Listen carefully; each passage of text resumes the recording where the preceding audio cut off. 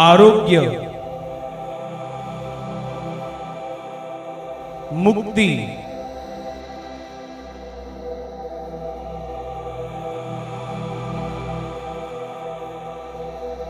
पापक्षमा,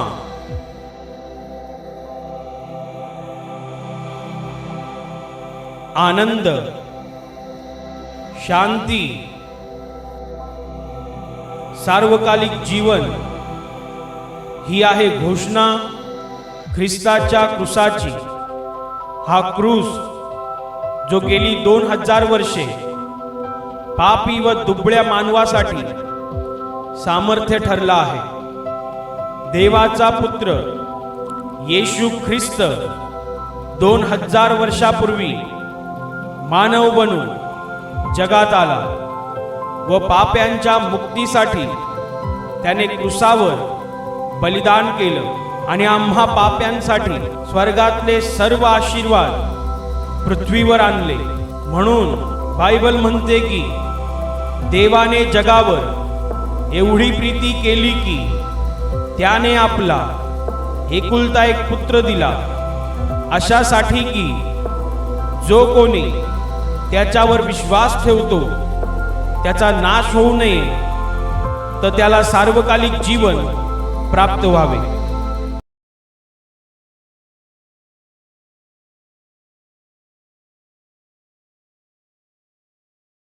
योहानाचं शुभवर्तमान अध्याय 3 वचन 36 पूर्ण बायबल पान नंबर 129।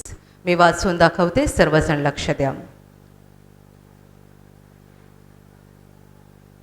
जो पुत्रावर विश्वास ठेवतो त्याला सार्वकालिक जीवन प्राप्त झाले आहे, परंतु जो पुत्राचे ऐकत नाही त्याच्या दृष्टीस जीवन पडणार नाही, पण देवाचा क्रोध त्याच्यावर राहतो। Hallelujah, hallelujah, hallelujah, hallelujah, hallelujah. वचन म्हणत आहे, जो पुत्रावर म्हणजे प्रभू येशूवर विश्वास ठेवतो त्याला सार्वकालिक जीवन प्राप्त झाला आहे। जो येशूवर विश्वास ठेवतो त्या प्रत्येक माणसाला सार्वकालिक जीवन म्हणजे स्वर्गातलं जीवन प्राप्त झालेलं आहे, परंतु जो पुत्राचं ऐकत नाही त्याच्या दृष्टीला त्याच्या नजरेला जीवन पडणार नाही, तर देवाचा क्रोध त्याच्यावर राहतो। Hallelujah, hallelujah, hallelujah, hallelujah, hallelujah. माझ्या प्रिय बंधू भगिनींनो, प्रभू येशू ख्रिस्त स्वर्गाचा संदेश घेऊन आणि स्वर्गाचं आमंत्रण घेऊन या जगामध्ये आला। त्याने माणसाला स्वर्गाविषयी शिकवलं। स्वर्ग आहे कसा, स्वर्गात पोहोचायचं कसं, हे येशूने शिकवलं, कारण या जगातल्या प्रत्येक माणसासाठी ते स्वर्गातलं जीवन हे महत्त्वाचं जीवन आहे। या जगातलं जीवन हे महत्त्वाचं नाही, परंतु येशूने जे काही शिकवलं ते आणि या जगात जे काही शिकवलं जातं ते पूर्णपणे एकमेकांच्या विरुद्ध आहे। कारण जग इथे मोठं कसं व्हायचं ते शिकवतं आणि येशूने स्वर्गात मोठं कसं व्हायचं ते शिकवलं। Hallelujah, hallelujah, hallelujah. स्वर्गात मोठं प्रतिफळ कसं मिळवायचं, पहिली गोष्ट स्वर्गात जायचं कसं, त्या ठिकाणी पोहोचायचं कसं आणि तिथे मोठं प्रतिफळ मिळवायचं कसं, हे येशूने शिकवलं। आणि जगाला तर स्वर्ग शब्द हाच माहिती नाहीये, आणि जर कोणी म्हटलंच तर लोक त्याला मूर्ख म्हणतात। कोणी बघितलाय स्वर्ग? सगळं काही इकडेच आहे, स्वर्ग नाहीये, देव पण नाहीये, नरक पण नाहीये। जे काही आहे ते या जगामध्ये आहे, मेल्यानंतर काही घडत नाही। वचन असं म्हणत आहे की जो पुत्रावर म्हणजे प्रभू येशूवर विश्वास ठेवतो त्याला सार्वकालिक जीवन प्राप्त झालेलं आहे। हे सार्वकालिक जीवन म्हणजे या जगातलं जीवन नाही, कारण आपल्याला चांगलं माहिती आहे की आपल्यापैकी कोणीही इथे सर्व काळ राहणार नाही, कोणीच नाही। कोण सांगू शकतो की मी अमर आहे, कधीच मरणार नाही? मोठमोठे शास्त्रज्ञ पण मरतात, मोठमोठे डॉक्टर पण मरतात, आणि मग आपल्यासारख्या सामान्य माणसाचं सांगायलाच नको, कुणीही सर्व काळ जगत नाही. या जगात कायमचं कुणीच राहत नाही. मग हे सार्वकालिक जीवन असा शब्द जो या वचनात वापरलेला आहे तो नक्की कशासाठी आहे? तो या पृथ्वीवरच्या जीवनासाठी मुळीच नाहीये, तो मरणानंतरच्या जीवनासाठी आहे. जेवढे पुत्रावर म्हणजे देवाच्या पुत्रावर म्हणजेच प्रभू येशूवर विश्वास ठेवतात ते सगळे मेल्यानंतर स्वर्गामध्ये कायमचे सर्व काळ अनंत काळ जिवंत राहतील. Hallelujah, hallelujah, hallelujah, hallelujah. सार्वकालिक जीवन अशांना प्राप्त झालेलं आहे ज्यांनी देवाच्या पुत्रावर विश्वास ठेवलेला आहे. आता देवाच्या पुत्रावर विश्वास ठेवलेला आहे म्हणजे नेमकं काय केलेलं आहे? आपण म्हणतो की अमुकावर माझा विश्वास आहे, तमुकावर माझा विश्वास आहे. जेव्हा तुम्ही म्हणता की येशूवर मी विश्वास ठेवलेला आहे तेव्हा नेमका तुमच्या बोलण्याचा अर्थ काय आहे? म्हणून वचनाचा पुढचा भाग असं म्हणत नाहीये जो विश्वास ठेवत नाही त्याला जीवन पाहायला मिळणार नाही असं म्हटलेलं नाहीये, तर जो पुत्राचं ऐकत नाही त्याच्या दृष्टीला जीवन पडणार नाही, तर देवाचा क्रोध त्याच्यावर राहतो. पहिल्या वाक्यात म्हटलेलं आहे की जो देवाच्या पुत्रावर विश्वास ठेवतो, आणि दुसऱ्या वाक्यात म्हटलेलं आहे की जो पुत्राचं ऐकत नाही. माझ्या प्रिय बंधू भगिनींनो, येशूवर विश्वास ठेवणं म्हणजे काय हे नीट समजून घ्या. येशूवर विश्वास ठेवणं म्हणजे नुसतं हालेलुया बोलणं नाही. येशूवर विश्वास ठेवणं म्हणजे नुसत्या टाळ्या वाजवणं नाही. येशूवर विश्वास ठेवणं म्हणजे नुसती गाणी गाणं नाही. आणि येशूवर विश्वास ठेवणं म्हणजे मोठमोठ्याने प्रार्थना करणं नाही. तर येशूवर विश्वास ठेवणं म्हणजे त्याच्या मुखातून आलेला प्रत्येक शब्द, त्याच्या तोंडातून आलेलं प्रत्येक वचन सत्य आहे, खरं आहे. ते या जगातून आलेलं नाही, स्वर्गातून देवपित्याकडून आलेलं आहे. येशूचा प्रत्येक शब्द स्वर्गातून आलेला आहे असा विश्वास धरणं, असं पूर्णपणे कबूल करणं आणि त्या वचनाप्रमाणे वागणं म्हणजे त्याच्यावर विश्वास ठेवणं. म्हणून पुढच्या वचनात म्हटलेलं आहे जो पुत्राचं ऐकत नाही. म्हणजे खूप लोक तोंडाने बोलतात माझा येशूवर विश्वास आहे, माझा येशूवर विश्वास आहे, मी खूप प्रार्थना करतो, मी खूप प्रार्थना करते, मी बायबल वाचतो, मी हालेलुया किती वेळा बोलतो, मला गरज लागली की मी नेहमी हालेलुया बोलतो. फार चांगली गोष्ट आहे, पण तुम्ही येशूची वचनं ऐकता का? येशूची वचनं तुम्हाला मान्य आहेत का? आणि जर मान्य आहेत तर ती तुम्ही पाळता का? जोपर्यंत एक माणूस येशूचे शब्द पूर्णपणे स्वीकारत नाही, मान्य करत नाही आणि त्याप्रमाणे आपल्या जीवनात बदल करत नाही, तोपर्यंत त्याचा विश्वास हा फक्त ओठांवरचा विश्वास आहे, हृदयातून आलेला खरा विश्वास नाहीये. आणि हे वचन ओठावरच्या विश्वासाविषयी बोलत नाही, अंतकरणातल्या खऱ्या विश्वासाविषयी सांगत आहे. कारण येशूकडे प्रार्थना करणारे आणि येशू येशू प्रभू प्रभू बोलणारे पुष्कळ लोक आहेत, परंतु त्याच्या शब्दाप्रमाणे वागणारे लोक मात्र फारच थोडे आहेत. तुम्ही जर अशा वर्गातले लोक असाल की जे फक्त हालेलुया बोलतात, टाळ्या वाजवतात, गाणी गातात, पण येशूची वचनं आपल्या जीवनामध्ये पाळत नाहीत, तर असं मुळीच समजू नका की तुम्हाला सार्वकालिक जीवन प्राप्त झालेलं आहे. हालेलुया. जो पुत्राचं ऐकत नाही म्हणजे जो येशूच्या वचनाप्रमाणे चालत नाही, जो येशूची वचनं स्वीकारत नाही, जो येशूची वचनं आपल्या जीवनामध्ये पाळत नाही, त्याप्रमाणे वागत नाही, त्याच्या नजरेला जीवन पडणार नाही. हे वचन स्वर्गातल्या जीवनाविषयी बोलत आहे, मरणानंतरच्या जीवनाविषयी बोलत आहे, इथल्या जीवनाविषयी बोलत नाही. इथलं जीवन काय कामाचं आहे? तुम्ही अजून 10 वर्षे जगाल की 25 वर्षे जगाल, पण एक दिवस तुम्हाला मरायचं आहे, मलाही मरायचं आहे. या जगात आपण कोणीही कायमचे राहणार नाहीत. Hallelujah, hallelujah. लोक थोड्या वेळचा विचार करतात, टेम्पररी, तात्पुरता विचार करतात. मी जर येशूचं वचन पाळलं तर काय परिणाम होईल, आत्ता काय परिणाम होईल, उद्या काय परिणाम होईल, आत्ताचा विचार करतात. पुढचा विचार म्हणजे मरणानंतरचा विचार लोक करत नाहीत. म्हणून तर येशूला प्रभू बोलणारे सुद्धा खोटं बोलतात, एकदम सर्रासपणे खोटं बोलतात. येशूला प्रभू बोलणारे कोणालाही न घाबरता, जेव्हा मी कोणालाही म्हणते तेव्हा देवाला सुद्धा न घाबरता सर्रासपणे खोटं बोलतात, सर्रासपणे दुसऱ्याला फसवतात. इथे प्रार्थनेला काही लोक येतात आणि म्हणतात, प्रार्थनेला येणाऱ्या एका माणसाने माझ्याकडून 5,000 रुपये मागितले आणि असं सांगितलं की 15 दिवसात मी पैसे परत करतो. आणि ती व्यक्ती प्रार्थनेला येणारी होती म्हणून मी विश्वासाने तिला पैसे दिले आणि आता ती प्रार्थनेत दिसत नाहीये. तिचा फोन नंबर लावला तर ती व्यक्ती फोन उचलत नाही. कुठे येत होती? प्रार्थनेला. हालेलुया बोलत होती, टाळ्या वाजवत होती, गाणी गात होती, येशूला प्रभू बोलत होती आणि कुणाचे तरी 5,000 रुपये घेतले, फसवलं त्याला आणि पसार झाली. येशूवर विश्वास ठेवणारे दुसऱ्यांना फसवतात.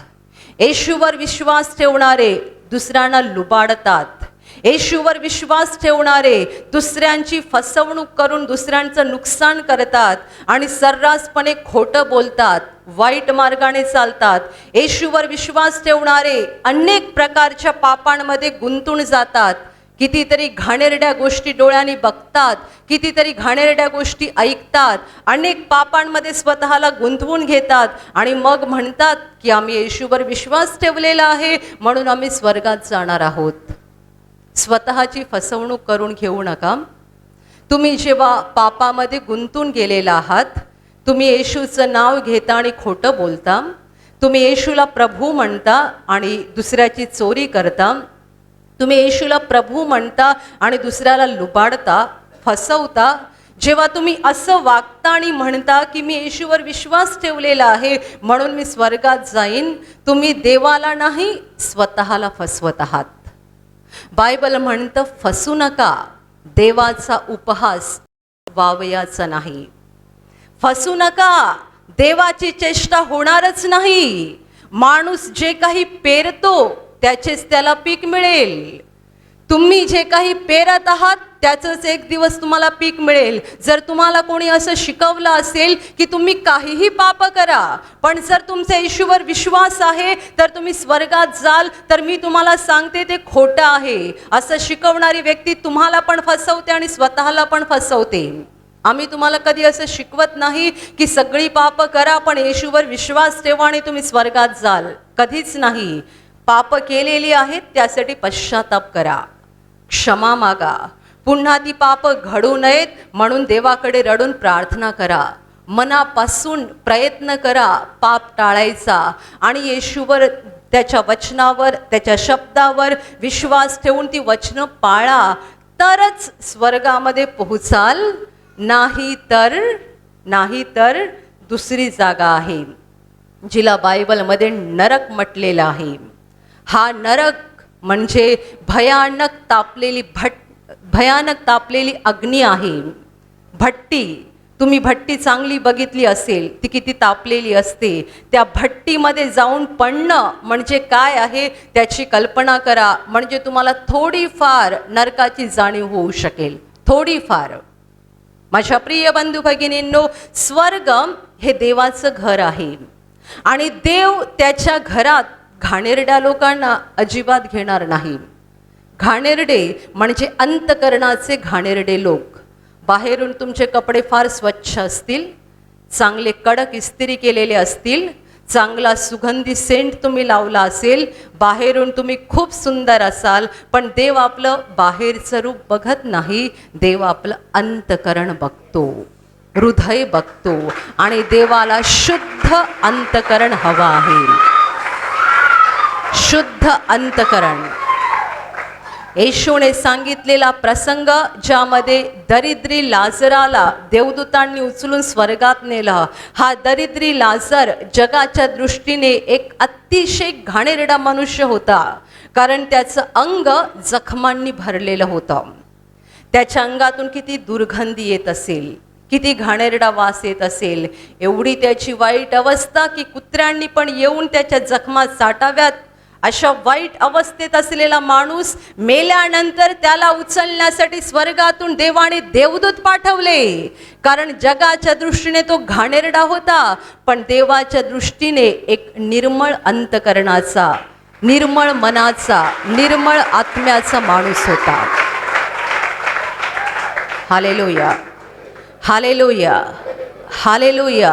म्हणून तुमचे कपडे स्वच्छ करू नका, तुमच्या कपड्यांना सेंट लावू नका, आत्मा स्वच्छ करायचा प्रयत्न करा. जो पुत्रावर विश्वास ठेवतो त्याला सार्वकालिक जीवन प्राप्त झाला आहे. हा विश्वास म्हणजे येशूच्या शब्दावर विश्वास, येशूच्या वचनावर विश्वास. तो जे म्हणतो ते खरं आहे. त्याने जर म्हटलं की मी पापी आहे, मी खोटं बोलतो, मी चोरी करतो, मी दुसऱ्याला फसवतो, मी दुसऱ्याची निंदा करतो, मी वाईट गोष्टी करतो, तो जर म्हणतो तर मी पापी आहे, मला ते स्वीकारलं पाहिजे. त्याने जर मला हे करायला सांगितलं तर मी केलं पाहिजे. त्याने जर हे करायला मला बंद केलेलं आहे तर मी बंद केलं पाहिजे. कारण त्याचे शब्द माणसाचे शब्द नाहीत, त्याचे शब्द एखाद्या देशाच्या मंत्र्याचे शब्द नाही आहेत, त्याचे शब्द स्वर्गातून आलेल्या सर्व समर्थ देवाचे शब्द आहेत, देव पित्याचे शब्द आहेत. या पृथ्वीचे शब्द नाही आहेत, स्वर्गातून आलेले शब्द आहेत. Hallelujah, hallelujah, hallelujah. आणि जो कोणी स्वर्गातून आलेल्या शब्दाकडे लक्ष देणार नाही आणि कानाडोळा करेल तो वाचू शकत नाही. म्हणून वचन पुढे म्हणतंय की जो कोणी पुत्राचं ऐकत नाही त्याच्या नजरेला जीवन पडणार नाही, तर देवाचा क्रोध त्याच्यावर राहतो. माझ्या प्रिय बंधू भगिनींनो, आपण सगळी पापी माणसं आहोत. आयुष्याचा आणि आत्म्याचा विचार करा. आपण सगळी पापी माणसं आहोत. या जगातलं आपलं जीवन किती आहे हे कुणालाच माहिती नाहीये. जगातले लोक असे जगतात जणू काही ते कधीच मरणार नाही आहेत, कायमचे जगणार आहेत. पण ज्याने येशूला ओळखलेलं आहे, ज्याला येशूची वचनं समजलेली आहेत, त्याने असं जगावं की पुढच्या क्षणी मी मेलो तरी मी स्वर्गात जायला पाहिजे, पुढच्या क्षणी मेलो तरी स्वर्गात जायला पाहिजे. कारण जीवन कुणाला कळून आलेलं आहे, आयुष्य कोणाला समजलेलं आहे. कारण आयुष्याची दोरी माणसाच्या हातात नाही, देवाच्या हातात आहे. कुणीही आपल्या जीवनातला शेवटचा क्षण सांगू शकत नाही, पण बायबलमध्ये माणसाच्या जीवनाला उपमा दिलेली आहे जंगलात उगवणाऱ्या गवतावर येणाऱ्या फुलांसारखी. माणसाचं जीवन गवतावरच्या फुलासारखं आहे. गवताला तरी किती आयुष्य असतं, कडक ऊन उगवलं की गवत करपून जातं. त्या गवतावर फुलं उगवतात, किती सुंदर असतात, किती चांगला रंग त्यांना असतो, पण वारा वाहायला लागला की ती फुलं उडून जातात आणि त्या गवताशी त्यांचा पुन्हा कधीही संबंध येत नाही. तसं माणसाचं जीवन आहे. माझा बंगला, माझी गाडी, माझी जमीन, हे माझं, ते माझं, ते माझं. एका क्षणात हृदयाचा झटका येतो, मरून जातो. बंगला इकडेच राहिला, गाडी इकडेच राहिली, जमीन पण इकडेच राहिली. आता त्या बंगल्यात राहायला येशील का? ती गाडी चालवायला येशील का? त्या जमिनीमध्ये शेती करायला आणि झाडं लावायला येशील का? माझा बंगला, माझी गाडी, माझी जागा, माझं सोनं, माझं माझं माझं बोलत राहतो आणि एका क्षणात आयुष्य कसं संपतं हे त्याचं त्यालाही कळत नाही. आपल्याला काय माहिती आहे आज आपल्या जीवनाचा शेवटचा दिवस आहे की उद्या आहे की 1 महिन्यानंतर आहे की 1 वर्षानंतर आहे. येशूवर विश्वास ठेवणाऱ्यांनी, खरा विश्वास ठेवणाऱ्यांनी असं जगायला पाहिजे की हा माझ्या आयुष्यातला शेवटचा दिवस आहे. मी माझ्या जीवनाने देवाला संतुष्ट करायला पाहिजे, ज्यामुळे हा दिवस संपला आणि जरी मी मरण पावलो तरी स्वर्गात पोहोचेल. हालेलुया. तुम्ही का खोटं बोलता? तुम्ही का दुसऱ्यांना फसवता? का तुम्ही लुबाडता? का तुम्ही स्वार्थाने वागता? का तुम्ही गर्वाने वागता? हे जे काही करत आहात त्यामागे हेतू काय? तुम्ही या जगात कायमचे राहणार आहात का? तुम्ही ते सर्व काळ जिवंत राहणार आहात का? अहो, डॉक्टर स्वतःला वाचवू शकत नाहीत आणि वैज्ञानिक स्वतःला वाचवू शकत नाहीत, तर तुम्ही आणि मी आपण स्वतःला कसे वाचवणार? तुम्ही कोण आहात? मी कोण आहे? बायबल म्हणतं तुम्ही वाफ आहात. वाफ. पाणी उकळताना आपण वाफ बघतो, ती आपल्याला दिसते आणि जशी वर जाते दिसेनाशी होते. आज प्रार्थनेत एखादा पुरुष किंवा एखादी बाई इथे असेल, पुढच्या आठवड्यात तुमचे मित्रमैत्रिणी येऊन चौकशी करतील, आज अमुक जण आला नाही, उत्तर मिळेल तो पोहोचला. घाबरू नका, कोणाचा पण नंबर लागेल. पण जर तुम्ही वाचलेला आहात म्हणजे तुम्हाला मुक्ती मिळालेली आहे, तर घाबरायची काय गरज? इथून सुटलात तर स्वर्गात पोहोचाल.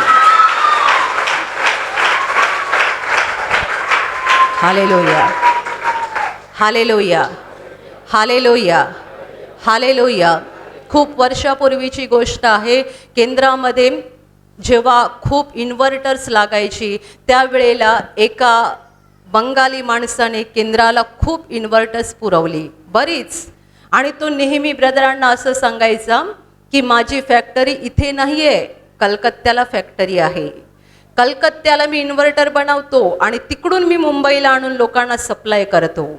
सुरुवातीला आम्हाला त्याचे शब्द पटले की तो कलकत्त्यावरून आणतो. त्याने मला वाटते 7 ते 8 इन्व्हर्टर्स आपल्या जुन्या केंद्रात, नवीन केंद्रात, बऱ्याच ठिकाणी कॉम्प्युटर डिपार्टमेंटला अनेक ठिकाणी इन्व्हर्टर UPSचं सप्लाय केला. आणि एक दिवस एका इन्व्हर्टरमध्ये बिघाड झाला म्हणून त्याला सांगण्यासाठी मी फोन लावला. त्याचा फोन लागत नाही आहे. मी पुन्हा दुसऱ्या दिवशी प्रयत्न केला, फोन लागत नाही आहे. पुन्हा तिसऱ्या दिवशी प्रयत्न केला, फोन लागत नाही आहे. 1 आठवड्यानंतर मी पुन्हा प्रयत्न केला, तेव्हा फोन दुसऱ्या एका माणसाने उचलला जो त्याच्या हाताखाली काम करत होता. त्या माणसाने फोन उचलला तेव्हा मी त्यांना म्हटलं की अमुक अमुक साहेब कुठे आहेत, त्यांच्याशी बोलायचं होतं. तो माणूस मला म्हणतो वो तो मर गए. म्हटलं मर गए? त्यांचं वय 50पेक्षा कमी होतं आणि नेहमी कडक इस्त्री केलेले कपडे सेंट मारून केंद्रामध्ये यायचे. एखादा मोठा साहेब वाटायचा. मी त्यांना विचारलं ऐसे कैसे गुजर गए, उनको तो कुछ बीमारी नहीं थी? हाँ, बीमारी तो थी नहीं, एक दिन अचानक सुबह उठकर बाथरूम में गए थे, बहुत समय हो गया बाहर नहीं आए, तो औरत ने दरवाज़ा खटखटाया, तभी पता चला अंदर मर गए थे. डॉक्टर के पास लेकर गए, डॉक्टर ने कहा ब्रेन हेमरेज हो गया है, ब्रेन हेमरेज. मी त्यांना म्हटलं मग आत्ता आमच्या इन्व्हर्टरचं काम कोण करणार? ते म्हणतात मी येतो, मी येऊन बघतो. ते आले आणि ते मला म्हणतात मी इन्व्हर्टरचं काम नाही करणार, मी तुम्हाला वसई स्टेशनच्या एका दुकानाचा पत्ता देतो, त्या ठिकाणी तुम्ही इन्व्हर्टर घेऊन जा आणि ते लोक तुमचं इन्व्हर्टर रिपेअर करणार. मी म्हटलं त्यांचा आमचा काय संबंध, आम्ही तुमच्या कंपनीकडून घेतलेला आहे, तुम्ही आम्हाला रिपेअर करून द्या. तो हसला आणि तो म्हणतो ही इन्व्हर्टर ना हा आमचा साहेब त्या वसई स्टेशनच्या दुकानातून आणून देत होता.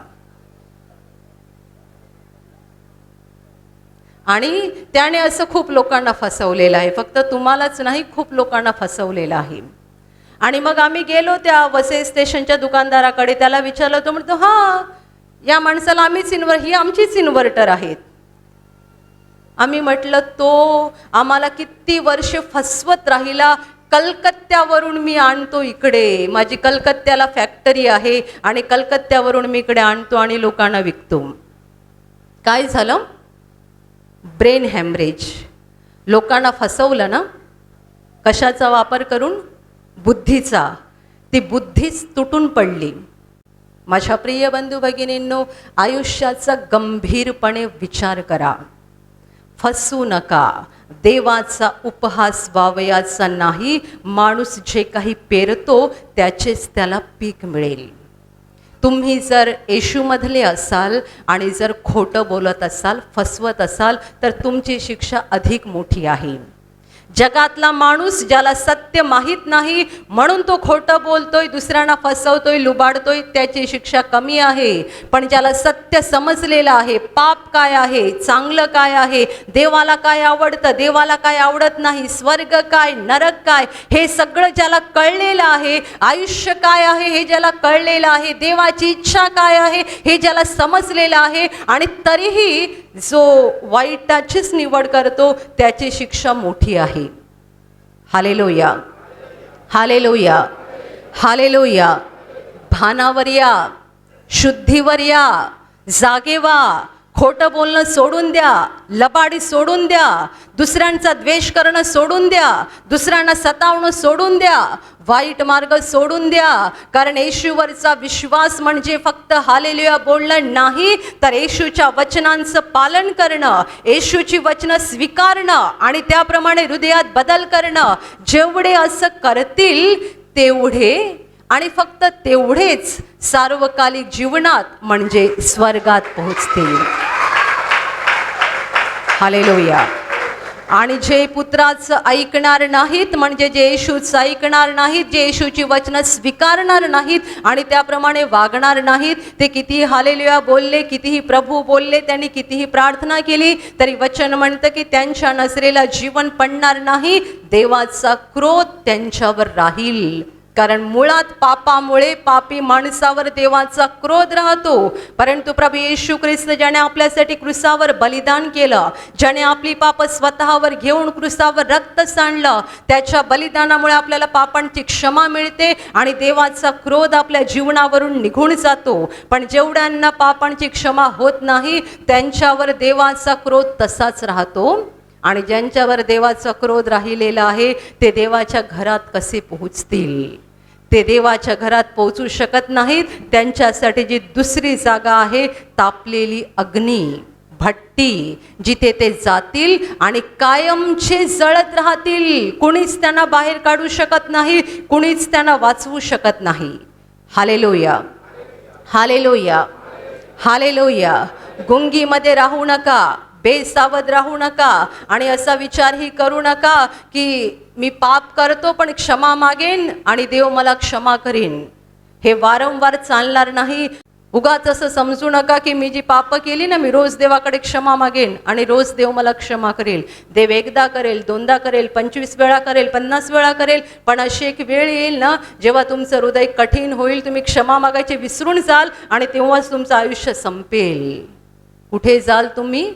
त्या अग्नीमध्ये. नंतर मात्र वाचण्याची काही आशा नाही.